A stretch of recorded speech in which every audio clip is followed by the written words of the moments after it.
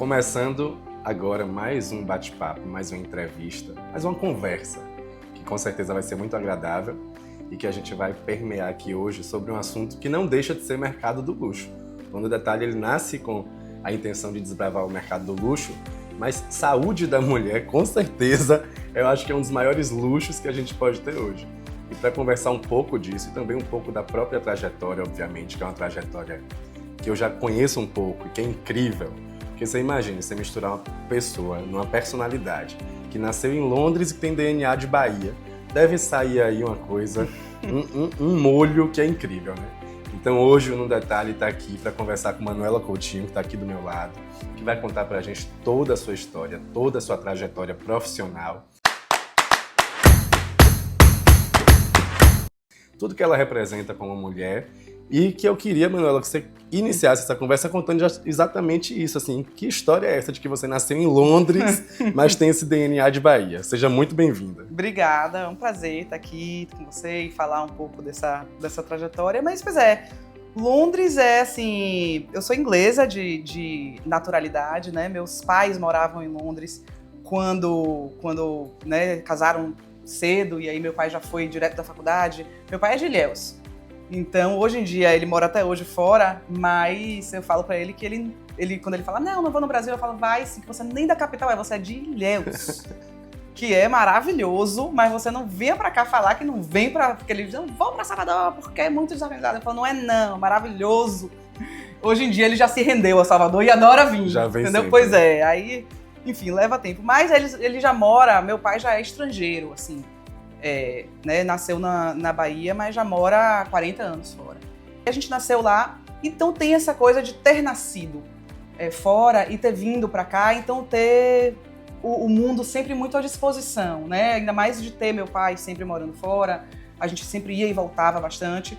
Mas eu te digo, a maior influência europeia na minha vida é minha avó. Minha avó é francesa, é de Paris, meu avô foi lá e conheceu minha avó em Paris e trouxe para cá.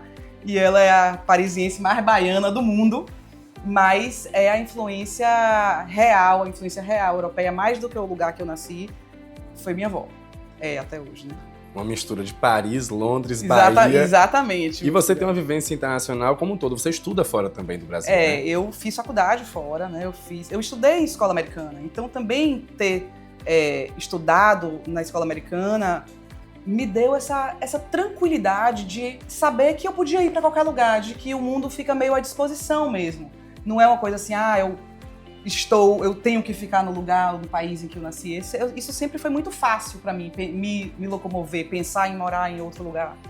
E aí eu fui fazer faculdade fora, fiz faculdade em Madrid, e aí fiquei lá por 7 anos e voltei para o Brasil já com 26 anos, quando eu estava pensando assim, onde é que eu vou morar, onde é que vai ser a minha vida. Eu quero ficar na Europa, eu quero voltar para o Brasil, e aí eu queria voltar para o Brasil.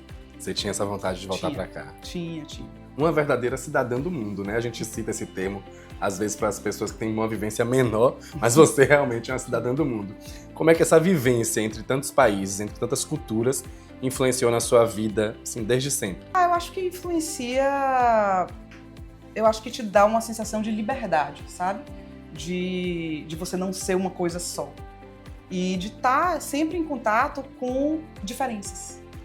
E isso, na construção da personalidade, é muito bacana. Porque eu sou muito acostumada a ter amigos e a gostar de pessoas de todas as formas. E as pessoas, assim, eu brinco que a pessoa pode ser meu melhor amigo e ser completamente diferente de mim. E tudo porque eu não tenho essa rigidez de ser de um lugar só, sabe?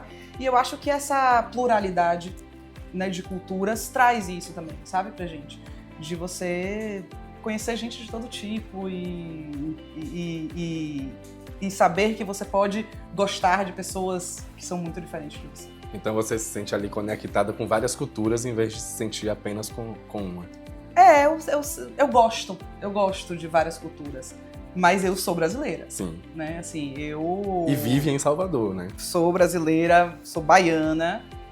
Assim, a minha identidade é essa. Eu sou uma mulher da Bahia, em qualquer lugar do mundo, sabe? Mas tenho várias influências, né, de vários lugares. É um molho. E acho que isso é um privilégio absurdo, né? Porque você poder absorver tudo de positivo que tem em todos os lugares, em termos de cultura, que é algo tão incrível, eu acho que é maravilhoso. E aí, queria que você contasse pra gente como é que inicia a sua trajetória profissional. Você contou aqui pra gente que estudou ali na Espanha, e aí, dali então, você começa a trabalhar, você opta por trabalhar. Como se deu isso? Eu me formei em administração. E quando eu me formei, eu já estava, assim, procurando trabalho, né, e tal. E aí, eu entrei na Price, na PwC, para trabalhar com auditoria, lá em Madrid. E aí, fiquei lá e trabalhei na PwC por 4 anos. 3 anos lá, 3 anos e meio lá em Madrid. E depois, o último ano, já aqui no Brasil, quando eu vim já nessa minha transição de lá para cá. E, assim, era um ambiente multinacional, um ambiente de muita pressão, de muito trabalho, que me deu resiliência no mundo corporativo, sabe? Me fez entender como é que funciona, como é que é ter um chefe, entendeu? Como é que é ter vários chefes, como é que é ter chefe que você gosta, chefe que você não gosta. Tipo assim, a Price conseguiu me dar tudo isso em 4 anos, né? Porque como são projetos, você tem de tudo. Você tem aquela pessoa que é seu chefe que você adora, você tem o outro que você, entendeu? No fim do dia é matar ou morrer, sabe? E então foi uma escola, assim, de muito trabalho e, assim, eu sou muito grata, mas não era um trabalho que eu amava. Era um trabalho que eu fazia e que eu me esforçava muito, que eu gostava e aprendi a fazer bem, só que eu sabia que não era aquilo, sabe? Porque eu chegava em casa exausta e eu falava, meu Deus, o que é que eu tô fazendo? Tipo assim, onde é que tá o trabalho, sabe? Então, mas eu não sabia ainda o que é que eu ia fazer, o que é que vem daqui. Eu só tava trabalhando, sabe? Eu só tava ali. E aí eu vim pra cá, de férias. E eu era muito colada com meu avô, eu era muito próxima dele. E eu admirava muito ele era, assim, tudo, né? E eu vim pra cá e eu sempre me enfiava ali no CEPAR e tal. E aí eu já era auditora, e aí tem dedo de auditor, né? Eu cheguei ali no CEPAR e tal, e aí fui perguntar pra ele, Ivan, como é que faz os implantes? E aí ele, filha, é lá vai lá no lugarzinho ali e tal, no CEPAR, vai lá ver. Aí eu fui ver, aí comecei a olhar e tal, e comprei um mês de férias na Price. Eu falei, eu vou comprar um mês de férias lá, vou ficar mais um mês aqui, eu vou te ajudar a organizar aqui documentalmente. E aí comecei a me envolver. E aí eu lembro, assim, que eu tinha um site e tinha um Fale Conosco e que ninguém sabia o que estava no Fale Conosco. A gente, isso aqui, como é que faz? Não sei. Eu falei, vamos aí, a gente conseguiu entrar. E naquela época não tinha rede social, como tem hoje, para você dar um feedback para as pessoas. Então, quando a gente entrou ali, tinham pacientes que mandavam e-mail porque achavam que ia falar com meu avô. E tinha cada depoimento lindo, sabe? Assim, depoimentos muito tocantes, assim, salvou a vida da minha filha, o tratamento. Minha filha tinha tentado acabar com a vida e depois do tratamento. E aí, quando eu li aquilo, eu entendi o que era o tratamento. E eu falei, isso não pode ficar aqui, né? Assim, não pode. Aí foi quando eu entendi, assim, o que eu queria fazer. Eu falei, eu vou trabalhar com isso. E aí, falei pro meu avô, eu vou organizar aqui, eu vou voltar. Mas ano que vem eu vou voltar para o Brasil e eu vou trabalhar com isso. Então suas férias foram um momento determinante, assim, pra virada. Foi. Que eu entendi o que era o implante e o impacto que o implante tinha na vida das pessoas. E que se a gente continuasse do jeito que estava, que era muito bom e tal, mas meu avô era o único detentor do conhecimento ali. E para onde é que ia depois, né? Assim, como é que a gente ia fazer? E eu pensava nisso, e isso foi a primeira pergunta, né? Você pensou em construção de legado, então, desde aquele momento. Assim, eu não acho que na minha cabeça a palavra da minha cabeça não era construção de legado, era meio assim, o implante não pode desaparecer, entendeu? Era uma coisa muito óbvia, entendeu? A gente tem que, é muito importante. Sim. E aí eu comecei e me apaixonei, assim, me apaixonei mesmo. Manuela falou aqui de uma experiência com o avô. Pelo sobrenome vocês já devem saber, mas Manuela é neta de Elcimar Coutinho. Acho que a maior referência nacional e internacional quando se fala em reprodução humana e em saúde da mulher. Dono de um legado que não se mensura. E, obviamente, traz aqui no seu DNA tudo que aprendeu e vai contar pra gente. Só fiz esse adendo para as pessoas saberem de quem a gente tá falando e que vai contar pra gente. E aí, então, você chega naquele momento determinante que você fala, ops, preciso voltar aqui para cuidar disso. Volta pra lá e pede demissão?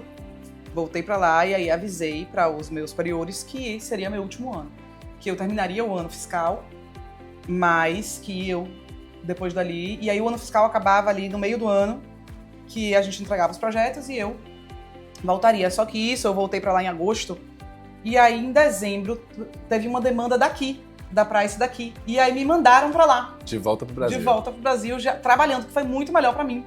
Porque eu consegui vir trabalhando e tudo, a empresa lá ainda não estava rodando para eu poder trabalhar, então foi ótimo porque eu tive, assim, 8 meses de trabalho formal ali, né, já na estrutura da PwC, enquanto eu amadurecia outra estrutura para que eu pudesse trabalhar. Era para ser, né? Pavimentando o caminho de volta. Foi.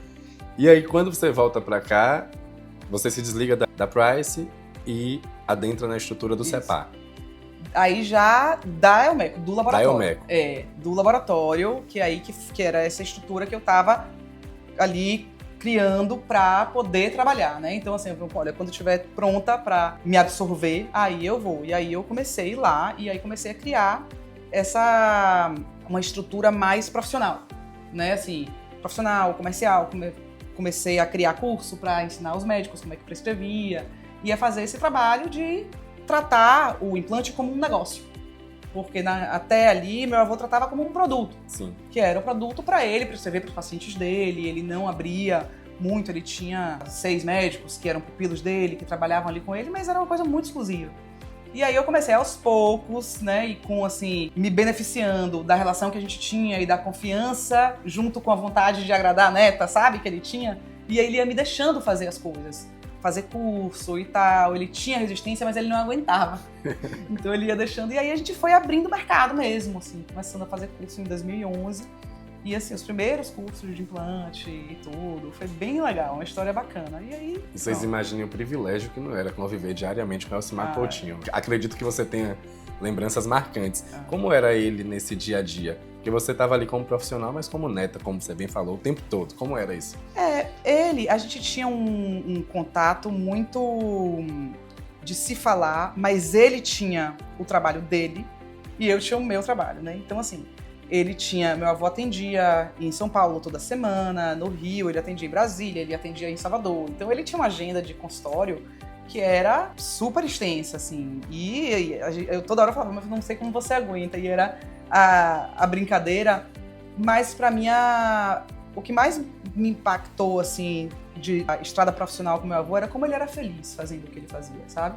Que mesmo que fosse cansativo e tal, ele gostava tanto de fazer o que ele fazia que ele não reclamava do trabalho, sabe? Pelo contrário, quando tinha uma agenda, por exemplo, às vezes tinha uma agenda em Brasília e ele voltava e falava, atendi 60 pacientes. E com orgulho. Feliz por ter atendido 60 pacientes.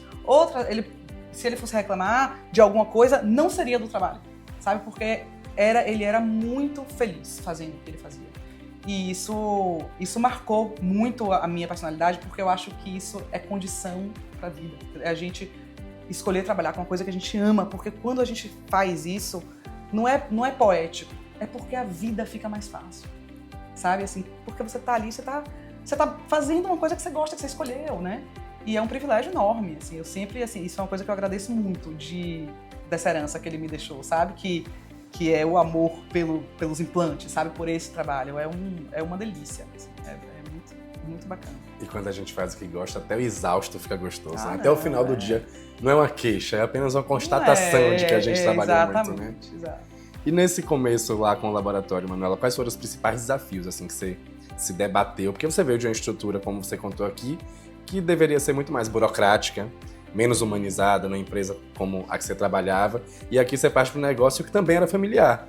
É um ponto que existe, né? Não dá para negar. Então, quais foram os desafios ali que você chegou e falou, nossa, isso aqui... Na verdade, no início, a gente não teve isso porque o negócio não existia para a família, né? Assim, não era uma coisa, ninguém olhava. Então, o desafio que eu tinha ali era de trabalhar com um produto que era desconhecido e que as pessoas não sabiam se era regular, se não era e tal. Era meio que abrir mercado, era trabalhar com o produto. Eu vim ter problemas de ser uma empresa familiar quando a empresa cresceu. Porque aí Né? Filho feio, ninguém quer ser pai, né? Mas filho bonito, parece um bocado. Quando o filho ficou bonito, aí eu comecei a ter problema. E aí tiveram os problemas que acho que são comuns à maioria das empresas familiares. E que foi o que culminou na minha saída de lá, depois que meu avô faleceu. Eu saí, não tinha mais uma motivação grande o suficiente para eu ficar naqueles problemas, né? Porque antes eu ficava por causa do meu avô. Mas quando meu avô não tava, eu falava, olha, não tem mais não tem mais porquê eu ficar aqui, aguentar tudo isso. Perdeu um pouco do sentido para você. Exato. E aí foi quando eu decidi sair e montar aqui. Porque, na verdade, a vontade de seguir trabalhando com implantes estava latente em você. Eu sabia que eu ia trabalhar com isso. Que você queria isso. Eu não sairia do mercado, eu dei uma sorte tão grande de entender cedo o que eu gostava de fazer, que isso eu não ia deixar ninguém tirar de mim, né? Eu ia trabalhar com isso de qualquer forma, isso era muito claro. Mas tem várias formas, né? Então, o que mudou foi o como, né? Assim, que foi saindo de uma estrutura que eu nunca achei que eu ia sair, até eu sair eu achava que aquilo era pra sempre ali. Mas, quando não foi, eu falei, bom, então a gente sai e faz de novo. Como eu já tinha feito, assim, do zero, eu falei, agora eu vou fazer de novo, não vai ser mais do zero, porque eu já tô com uma bagagem de 10 anos trabalhando, eu fiquei 10 anos lá, né, antes de aqui. E aí eu falei, bora, né, vamos fazer de novo. E aí é essa estrada que a gente tá hoje. 10 anos depois, aí você decide que você ia criar um negócio novo de ser próprio, na verdade. E aí você tem a ideia aqui de abrir o Legacy. Isso. E aí, pronto. Como foi esse start? Recomeçar do zero com uma coisa própria, né? Rapaz, foi difícil, viu? Eu vou te falar que tem coisas que é melhor a gente não saber. Pra não fazer ninguém desistir. Né? Mas... Porque se a gente souber de tudo, a gente não faz as coisas, perde a coragem, né? E começar um negócio é muito difícil. E ainda mais, assim, um negócio que requer um investimento alto, requer um conhecimento técnico também alto e é um ambiente muito regulado. Então eu tinha várias coisas que eu tinha que fazer, que, assim, tempo, energia, dinheiro e vários outros desafios que eu nem sabia que foram surgindo. Mas que bom, sabe? Eu penso assim, poxa, que bom que eu não sabia. Porque Deus me livre que alguma coisa tivesse me freado, né? Algum medo, alguma coisa assim. Então eu fui com a coragem mesmo de saber que eu ia de ir atrás de uma coisa que você ama, sabe? Quando você vai assim. E tudo que vem é desafio, mas é aquele desafio que você fala, a gente vai superar, porque não tem outra opção, né? Assim, é longo prazo. Não tinha plano B, né? Não tem. Aqui é longo prazo. A gente vai o desafio que vier, a gente passa, entendeu? Assim, mas é emocionante. Imagina. É emocionante. É emocionante, talvez seja a palavra mais certa. Você sentiu resistência quando você se deparou diante do mercado, só que desta vez como Manuela Coutinho? Senti uma resistência até maior do que o que eu pensava. Eu tinha, por outro lado, eu também tive um apoio muito grande de uma parcela ali de médicos que já me apoiaram desde o início, que é um privilégio que poucas pessoas teriam no meu lugar, né? Então eu tinha ali umas pessoas que estavam junto comigo, de médicos, mas eu enfrentei, assim, um caminho mesmo de desbravar o mercado que foi mais difícil do que o que eu achei, porque eu tinha uma concorrência que fazia um trabalho oposto, né? De difamação e tal, que era uma coisa que eu não estava preparada, entendeu? Eu realmente não estava preparada para isso. Então, quando isso aconteceu, eu falei, meu Deus, como é que a gente prova que não é, né? Quando tem uma pessoa falando mal da gente, o que a gente faz para dizer, olha, isso não é verdade? E para mim a resposta era o trabalho. Trabalha, entendeu? Vai, porque o tempo estava a meu favor. Eu sabia que o tempo estava a meu favor. Então, assim, na minha cabeça eu pensava, não adianta eles falarem mal de mim, falarem que, porque o implante não é bom, porque não sei o quê. Porque isso não é verdade. E com o tempo, as pessoas vão saber, essas mentiras não se sustentam. E foi o que aconteceu. No primeiro ano, as pessoas ficavam ali e tal, e aí depois, como a empresa foi ficando e foi trabalhando, e as pessoas foram vendo que o produto é bom. E os médicos foram ficando, e eles se falam entre eles, e não sei o quê. E aí, o próprio mercado passou a desmentir. E aí, os médicos começaram a vir, começaram a aceitar essa presença no início, logo quando eu comecei, tinham médicos que, assim, que tinham comprado a briga, sabe? Tipo assim, tinham comprado uma briga familiar. E eu falava, mas isso, assim, as pessoas nem sabiam o que tinha acontecido. Mas, assim, tinham lados. E isso realmente me pegou muito de surpresa, sabe? Mas eu sabia que era fumaça, sabe? Que eu falava que isso não se sustenta, não dá pra você se segurar nisso. E eu falava, a gente trabalha, a gente fica aqui, a gente trabalha todo dia, a gente faz o nosso negócio e a gente vai lá e tenta conquistar cliente por cliente e entrega. E as pessoas vêm, porque não tem nada que resista a um trabalho bem feito. Verdade. Tem. Seu gerenciamento de crise foi trabalho e tempo, né? E quais são hoje, né, com a empresa já consolidada no mercado, todos os médicos têm já o seu laboratório como referência quando se pensa em implante hormonal. Quais são os desafios hoje, já com tudo estabilizado? Eu acho que é o desafio do empresário brasileiro mesmo, que tem os desafios de você trabalhar num ambiente que é instável, que não beneficia o empresário em muitos lados. Então tem essa coisa estrutural, mas eu acho que hoje eu tenho assim, um ambiente regulatório que a gente está aos poucos melhorando. Assim, o ambiente regulatório macro mesmo, sabe? Para que o mercado seja melhor para todos.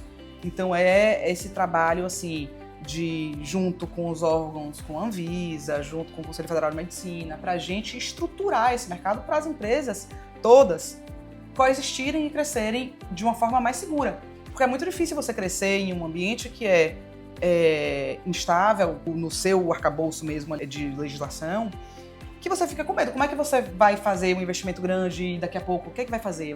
Pode proibir? Pode isso? Pode aquilo? Então, isso é um ambiente que eu trabalho muito. E os desafios de você conseguir encontrar e manter pessoas boas com você, sabe? Eu acho que essa aqui, eu falo para eles aqui, a minha maior função aqui dentro é atrair e reter os talentos e depois não atrapalhar o trabalho deles, sabe? Então, assim, eu gasto tempo e energia para ter pessoas boas comigo. E hoje eu digo assim, isso eu tenho uma equipe que é boa e que tá ficando cada vez melhor, mais madura e aprendendo a trabalhar de forma construtiva. Então, assim, a gente vai vendo isso. A equipe vai amadurecendo junto com a empresa. E é o que me permite trabalhar essas outras coisas. Sim. Poder trabalhar em Brasília, poder trabalhar na associação, poder fazer esse outro trabalho, que é uma coisa que mesmo só eu posso fazer. Uhum. Eu e os outros donos de laboratório. Mas aqui dentro, eu só poderia estar pensando isso porque eu sei que aqui eu tenho uma equipe que faz um trabalho muito bem feito, sabe? Assim, eu tenho muito orgulho deles. Assim, o capital humano, na verdade, é o que você tem de valioso acima de tudo, né? O que faz a diferença são as pessoas. Porque dinheiro, entendeu? O dinheiro tá aí. Um monte de gente pode ter dinheiro. Uma pessoa pode chegar aqui e abrir um laboratório. Sim. É só ter dinheiro. Só. Agora, fazer o laboratório funcionar e os procedimentos acontecerem e as pessoas trabalharem de forma organizada, com a qualidade que você quer entregar, que as pessoas entendam a qualidade como um fator importante na empresa. Tudo isso são pessoas que fazem, né? Então, assim, não adiantaria eu ter feito todo o investimento em estrutura. Hoje em dia, a tecnologia que a gente tem de laboratório é das melhores do mundo. Não adiantaria se eu não tivesse pessoas boas para operar isso, né? Então, no fim do dia, são as pessoas que importam mesmo. Muito legal. E aí, esse cenário que você citou de instabilidade que acontece no Brasil hoje, quando a gente pensa no segmento de implantes, fez você também buscar ali uma ligação com associações, de querer ter esse movimento organizado. Como é que se deu isso e onde você está hoje posicionada nisso? Pois é, então a gente teve um movimento ano passado, né, em outubro, que foi a proibição dos implantes. E foi uma coisa que pegou o mercado todo de surpresa. Então, foi um susto grande, a gente não entendeu, e aí aquilo mostrou que a gente precisava se organizar como setor para poder ajudar a Anvisa e os órgãos a entenderem o que é o implante. Porque a gente viu que aquela proibição, que foi uma proibição que durou 35 dias, foi uma proibição por falta de entendimento do que era o produto e de como funcionava o mercado. E aí, naquele momento, a gente se organizou eu, naquele momento que fiz a coordenação dos empresários, né? E a gente foi para Brasília e conversou com a Anvisa, e a Anvisa teve uma escuta muito ativa com a gente e assim, conseguiu se abrir mesmo para entender a importância do produto para a saúde da mulher e tudo isso. E aí, a partir disso, a gente conseguiu a revogação daquela proibição e a gente continuou esse trabalho. Aí a gente criou a associação, que chama Associação Nacional Magistral de Estéreis, que reúne os principais laboratórios de estéreis, que são implantes injetáveis. Então, os principais laboratórios compõem essa associação. Eu hoje sou a presidente da associação. Então, e a gente o objetivo da associação é coordenar esse movimento para poder construir um setor que seja mais transparente e que seja seguro e convidativo para os médicos, para os pacientes entenderem, para os órgãos regulatórios, para que todos entendam o que é o implante, o que é um produto injetável manipulado, para sair dessa zona cinza, sabe? Então a gente tem feito um trabalho bem, bem forte com a Anvisa e tem gerado bons frutos, sabe? É um movimento muito bacana e que já está criando, marcando novos momentos, sabe? No mercado, e vai continuar, a gente vai criar um impacto bom, assim, sabe? Nesse setor todo, assim, os outros laboratórios que são meus pares, né? Que são meus concorrentes, mas são meus pares. A gente criou uma relação muito bacana entre a gente, os donos, né? Então isso também foi um avanço grande, porque era um setor desunido. E aí acabou que através disso a gente se uniu e hoje em dia eu tenho amigos que são donos de outros laboratórios, sabe? E é um movimento nacional, né? Nacional, é um movimento nacional. Muito legal. De forma prática e objetiva, para quem está nos ouvindo, assim, o que é um implante e por que houve esse movimento de tantos mitos diante dele? O implante é isso daqui, ó. É um tubinho de um polímero, um silástico, né? Um tipo de silicone. É um silicone parecido com o silicone de prótese mamária, né? De metilsiloxano. Né?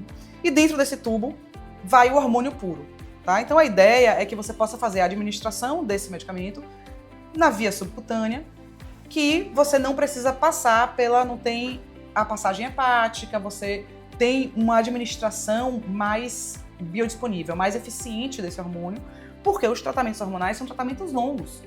Então, a pessoa que vai fazer uma reposição hormonal, por exemplo, não é viável para uma mulher que entra na menopausa que deixar ela fazer um tratamento por 20 anos passando creme. Ela não vai fazer, entendeu? E aí tem risco de transferência, aí transfere o creme para o marido, aí daqui a pouco tá o marido lá usando estradiol, aí ficam com o peito e tal, sem saber o que tá acontecendo, entendeu? Porque a mulher tá fazendo reposição e passa para o homem. Mesma coisa acontece na reposição hormonal masculina, que tá fazendo creme e aí passa, às vezes, para a mulher ou para o filho pequeno, enfim. E o implante não tem esses desafios. No implante, você vai no subcutâneo, você bota ali, ele fica 1 ano, esse tipo de implante fica 1 ano, e aí tem o outro implante, que é isso daqui, ó. Não sei se dá pra ver aí, mas é um implantezinho que parece uma aspirinazinha cilíndrica. E esse dura de 4 a 6 meses e é absorvível. Bota no subcutâneo também e ele dissolve todo ali. Depois de média 5 meses, você troca por outro. Então, é uma via de administração de medicamentos que é muito mais eficiente. Mas o que acontece? A indústria não fabrica esse tipo de implante. Quem fabrica esse tipo de implante é o mercado magistral, que é manipulação. E isso gera uma série de desentendimentos no mercado. Porque não tem registro, mas é porque produto manipulado não precisa de registro. As regras que a gente segue são diferentes, porque o nosso produto é um produto que é manipulado sob demanda. Então, por exemplo, você vai num médico, o médico vê se você tem indicação para fazer esse tipo de tratamento, prescreve o implante, vem para minha prescrição, eu mando para o laboratório e faço essa prescrição para aquela paciente. Então, não é um produto que tem escala. Não é um lote né? de 1000 não pra é lá um na farmácia. lote, não, é para cada pessoa. E isso gera muito desentendimento entre as pessoas, porque não se falou o suficiente sobre isso, sabe? Então, a gente agora tem esse dever de informar melhor tanto os órgãos regulatórios, que agora já entendem bastante bem, quanto a população também, e os médicos, para que eles entendam a diferença. O setor magistral só para a gente entender assim, a importância de você ter um setor magistral, que tanto a farmácia de manipulação normal quanto a de estéreis, é o que dá segurança para as pessoas que a saúde delas não está só na mão da indústria farmacêutica. Porque quando a indústria farmacêutica faz o medicamento, ela não faz o medicamento porque a população precisa. Ela faz o medicamento porque tem demanda ali, mas porque é comercialmente interessante dentro da linha daqueles produtos que ela tem para fazer. É uma empresa. Então é natural, isso não está errado. Mas a população não pode ficar na mão disso. Então quando o paciente precisa de um medicamento que não está disponível na indústria, esse medicamento é oferecido através do magistral. É a gente que enche, não é uma coisa ou outra, são áreas complementares. A gente preenche essa lacuna, sabe? Dizer, olha, a indústria não consegue fazer isso porque não tem escala suficiente, porque não tem... Mas a gente faz. Então é importante que os dois cenários coexistam. Dialoguem. Entende? Então é esse entendimento que a gente, como associação, tenta mostrar para as pessoas. E se tornou uma coisa necessária, na Exatamente. verdade, né?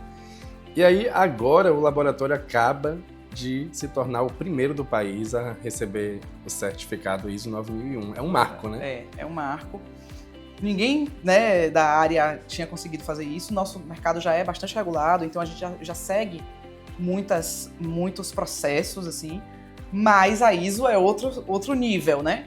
E ninguém tinha conseguido fazer, eu não sei se tentou e não conseguiu, eu não sei se não tentou, enfim. Mas isso veio muito daquele negócio que eu falei antes. Como é que você...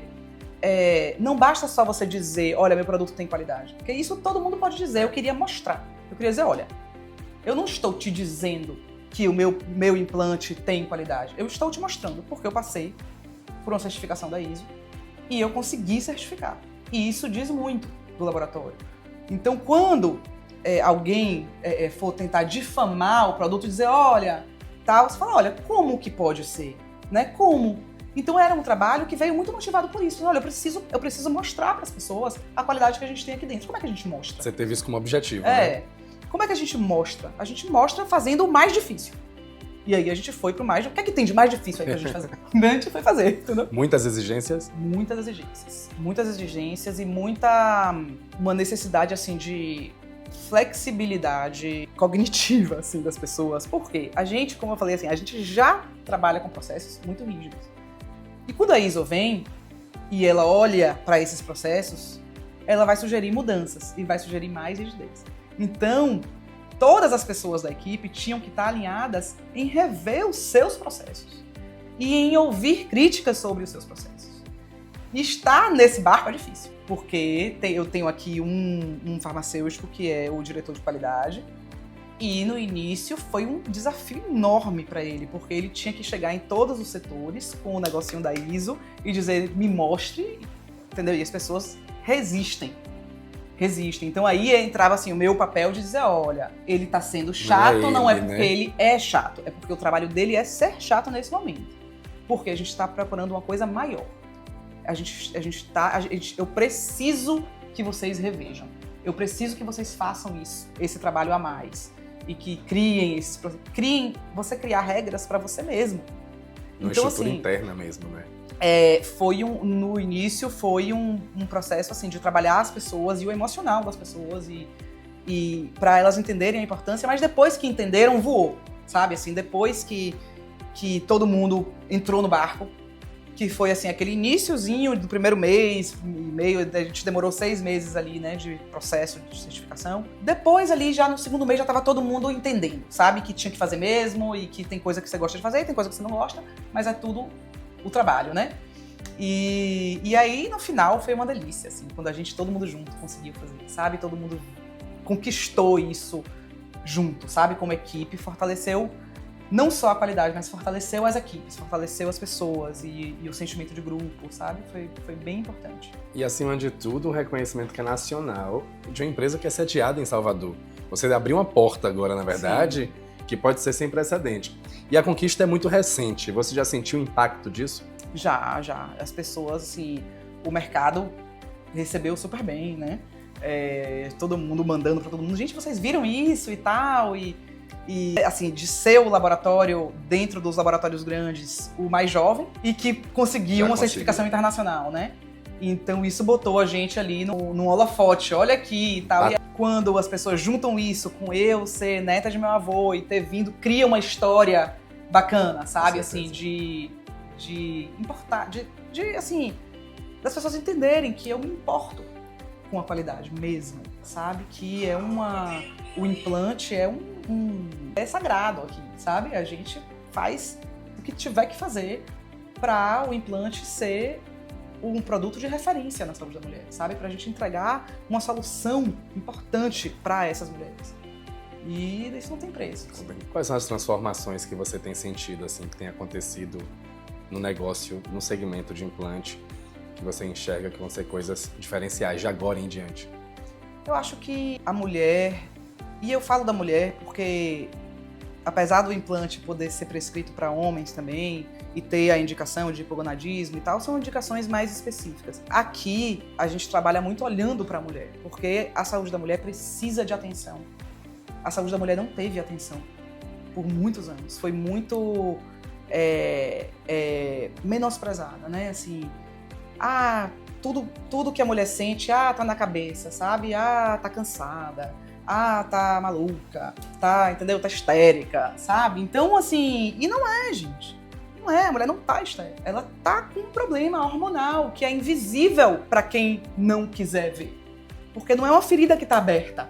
Não tá na testa, tá lá, né? Entendeu? E as mulheres passaram por isso por décadas. E a gente hoje tem essa primeira geração de mulheres que estão entrando agora na menopausa ativas e abertas a falar sobre isso. Sabe, mulheres que vão pra televisão e falam que estão na menopausa e que passaram pela menopausa e que foi horrível passar pela menopausa, porque é horrível, entendeu? E as pessoas precisam falar disso. Então eu acho que essa conscientização que está acontecendo agora, não só sobre climatério e menopausa, mas também sobre endometriose e patologias da fase fértil da mulher, TDPM, que é uma TPM severa, ou endometriose que tem muita dor. Tudo isso as pessoas estão entendendo que não é normal, sabe?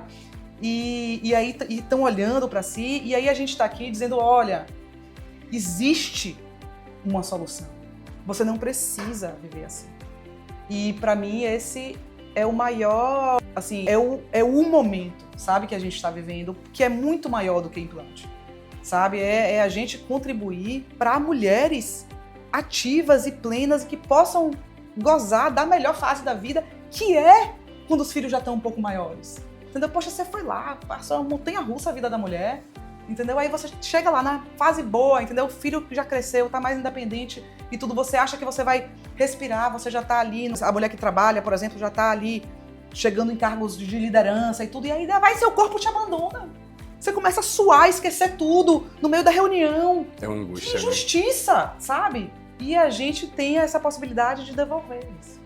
De dizer, olha, não precisa ser assim, sabe? E a gente tem uma solução que funciona. A gente olha para a mulher, a gente quer ter mais soluções.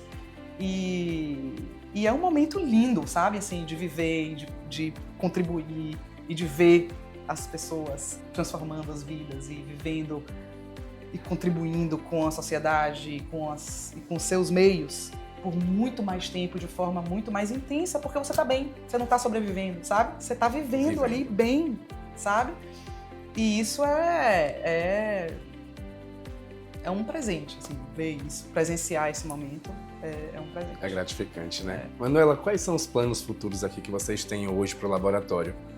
Você tem sede em Salvador, mas tem uma atuação que é nacional. A cidade não é apenas o seu campo de atuação, pelo contrário. O seu trabalho com a associação também é nacional. Ou seja, você está cada vez mais buscando ter uma atuação que perpassa o regional. Quais são os planos futuros para o Legacy?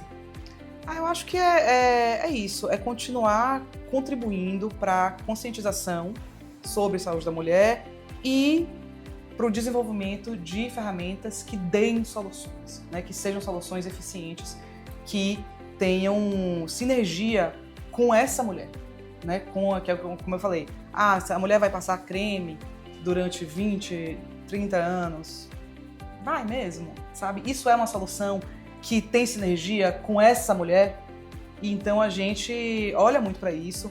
Hoje a gente já atende as soluções, né, de menopausa e de patologias hormonodependentes na fase fértil também, mas a forma como eu vejo o implante é como uma ferramenta de administração de medicamentos que tem muito mais potencial ainda, que a gente pode desenvolver ainda muitas outras soluções que beneficiem a vida das pessoas. Então a gente tem uma linha de pesquisa que é forte, que a gente está desenvolvendo, fazendo novas pesquisas com outros ativos e olhando, assim, eu acho que o plano futuro é fazer todo mundo olhar para a saúde da mulher, sabe? É mostrar como isso é importante, sabe? É trazer recurso para a saúde da mulher, é trazer investimento para pesquisa, sabe? Publicação, é fazer com que as pessoas entendam que a saúde da mulher é a saúde do mundo, sabe? Assim, as mulheres, elas são responsáveis pelos microambientes em todos os lugares, entendeu? Então uma mulher, quando ela tá bem, ela não resolve só a dor dela, ela resolve a dor de todo mundo que tá em volta, entende? Então, assim, se a gente conseguir fazer com que as pessoas olhem para isso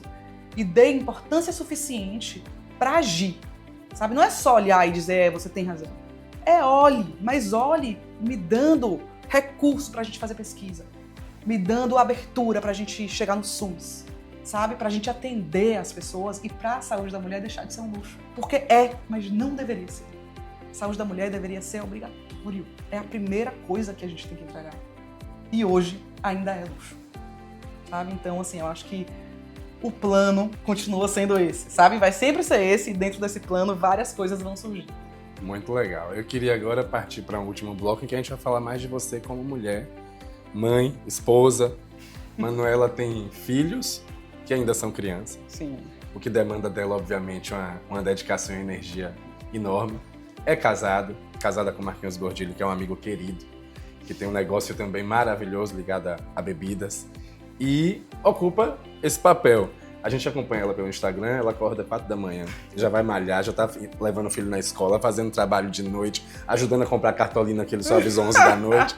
Aquela loucura. Como é esse equilíbrio aí? Às vezes perguntam isso, né? Ai, como é que equilibra várias coisas?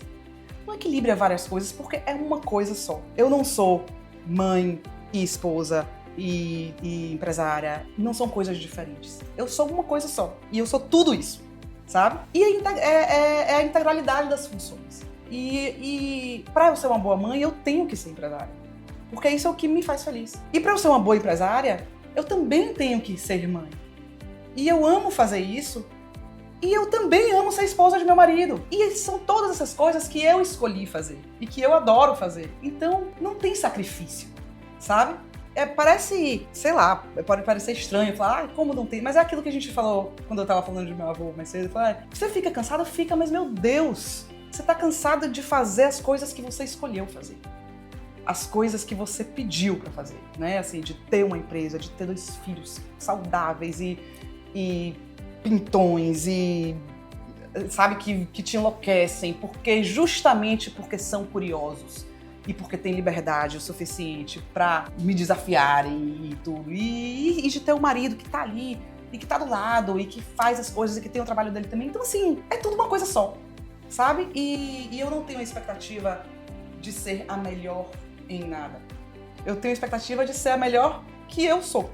A melhor de tudo isso, que é meu. E eu vou indo, né? Assim, vou indo e faço tudo com, assim, sabendo que é meu, sabe? Que eu escolhi e que eu não queria estar fazendo nenhuma outra coisa, sabe? E aí pronto, e aí a gente vai, sabe? Cada dia e não tem sacrifício mesmo, sabe? É gostoso e é bom.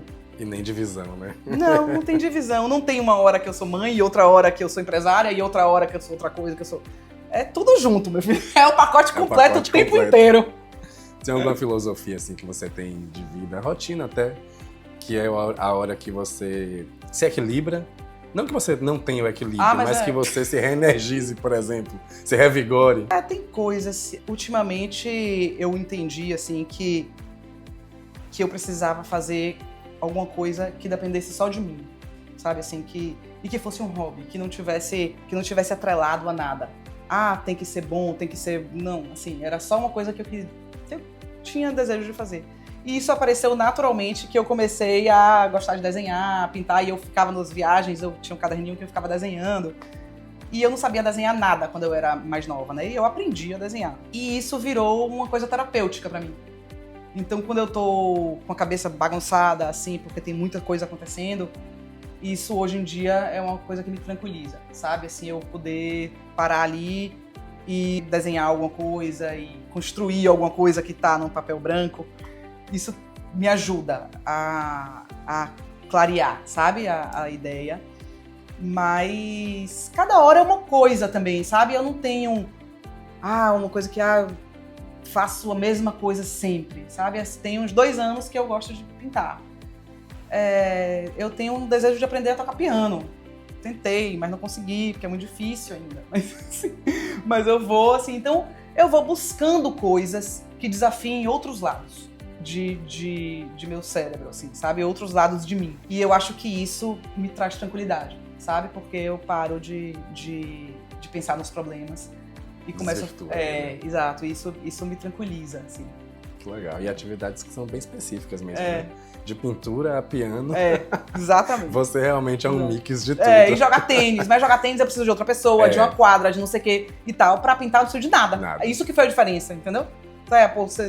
Eu adoro quando eu vou jogar tênis, mas, preciso de outra pessoa. Preciso de uma quadra, preciso que não chova. E pintar não, filho. Você tá lá com seu papel, vai lá e... Enfim. É verdade. Pra finalizar, eu queria que você deixasse uma mensagem aqui para outras mulheres que têm a vontade de serem protagonistas da própria história, como você é e como demonstrou pra gente aqui que sempre quis ser, na verdade. Então, qual é a mensagem que você deixaria para essas pessoas hoje? Eu diria assim, pra mulher se priorizar, sabe? Se ouvir e se valorizar, mas nas coisas pequenas, sabe? Não só no grande, é no pequeno, é no dia a dia, é aprender a valorizar o que faz bem, as coisas que ela gosta e a gostar das coisas que ela faz, sabe? E isso faz toda a diferença, porque não é você fazer uma coisa que você gosta, é você entender o que você faz e encontrar amor ali, sabe? E entender a beleza que é você ter a vida que você tem. E que se não for bonito, muda, sabe? Porque a vida tá aqui, agora, sabe? A gente não pode ficar se acostumando. A mulher se acostumou com a dor, sabe? A mulher se acostuma com a dor desde pequena, começa a menstruar e tem dor. Aí a tia diz que é normal, a mãe diz que é normal. Aí aquela menina começa a sentir dor todo mês. E ela acha que sentir dor é normal. Só que isso não fica só no menstrual. Isso fica uma mensagem na vida da mulher que a mulher é resiliente à dor. Que a mulher aguenta as coisas, que a mulher consegue fazer tudo e não precisa. A vida é pra ser boa, sabe? Dor não é normal em lugar nenhum, em ninguém. Por que vai ser normal na mulher, sabe? E aí eu acho que a partir do momento que a gente começar a entender isso, e a mulher começar a dizer, não, eu quero resolver, entendeu? Vai no médico, o médico disse que não, que tá normal, não tá. Se ela sente que não tá, vai em outro médico, não desiste.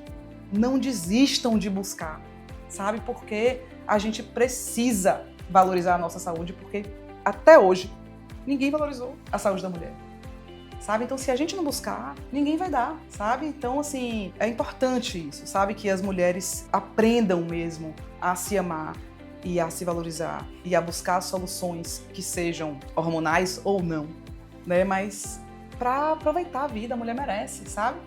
A gente merece ter uma vida boa. E se a gente começar daí... Já foi, né? Já foi. Que conversa inspiradora, hein? Manuela mostrou pra gente que a vida é um papel em branco. E que a gente pega e pode aprender a desenhar quando ainda não se sabe desenhar. E mais que isso, a colorir a própria vida. E trabalhar com a saúde da mulher, eu tenho certeza que faz ela colorir a vida de muita gente. E a nossa intenção hoje com essa entrevista, com essa conversa, foi mostrar isso. Muito obrigado por ter recebido a gente aqui, nesse lugar tão colorido e bonito. E eu tenho certeza que eu abri esse vídeo hoje falando que saúde é luxo. E eu tenho certeza que você vai mostrar pra gente muito em breve que saúde não é luxo. Saúde é uma obrigação para que todo organismo, feminino e masculino, convivam da melhor forma possível, e o seu trabalho é muito responsável por isso. Parabéns e muito obrigado. Obrigada. Eu que agradeço. Foi maravilhoso estar aqui com vocês.